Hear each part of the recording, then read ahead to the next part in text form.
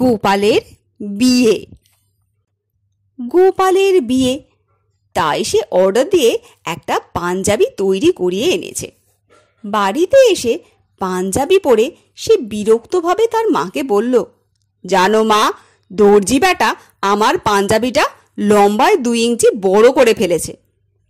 পরদিন সকালবেলায় গোপাল বিয়ের আরও কিছু প্রয়োজনীয় কেনাকাটার জন্য বাজারে বেরিয়ে গেল। গোপাল বেরিয়ে যাবার পর তার মায়ের মনে হলো, বেচারির পাঞ্জাবিটা লম্বায় 2 ইঞ্চি বড় হয়েছে, কেটে ঠিক করে দিলে হতো। এই ভেবে তিনি কাউকে কিছু না বলে গোপালের ঘরে ঢুকে পাঞ্জাবিটা বের করে পাঞ্জাবিটার নিচ থেকে 2 ইঞ্চি কেটে বাদ দিয়ে দিলেন। তারপর কাটা মুখটা আবার গুছিয়ে সেলাই করে যথাস্থানে পাঞ্জাবিটা ভাঁজ করে রেখে তিনি গোপালের ঘর থেকে বেরিয়ে আসেন। গোপালের বাড়িতে আরও 3টি বোন ছিল। গত রাত্রিরে খাওয়ার সময় দাদার মন্তব্য তারাও শুনেছিল।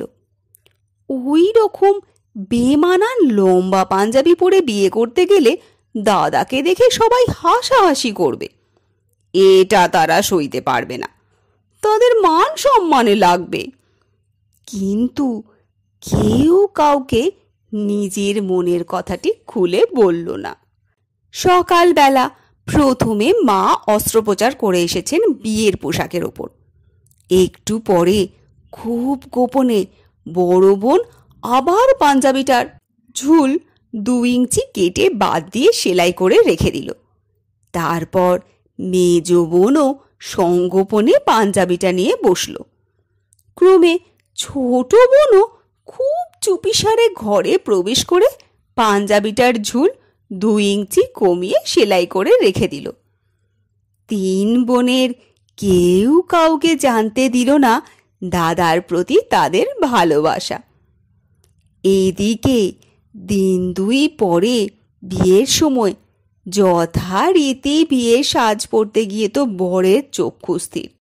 যে পাঞ্জাবি লম্বায় 2 ইঞ্চি বড় ছিল তা এখন উল্টে 6 ইঞ্চি কমে গিয়ে তার বুকে ঠেকল কি করে, তা সে কিছুতেই বুঝতে পারল না। সে তাড়াতাড়ি ঘোড়ার গাড়িতে চেপে দোকানে ছুটল এর কারণ জানতে। দোকানিকে জিজ্ঞেস করাতে সে তো কিছুই বুঝতে পারল না। তখন গোপাল রেগে মেগে কড়াভাবে দোকানিকে 2-4 কথা শুনিয়ে তাড়াতাড়ি বাড়ি চলে এলো।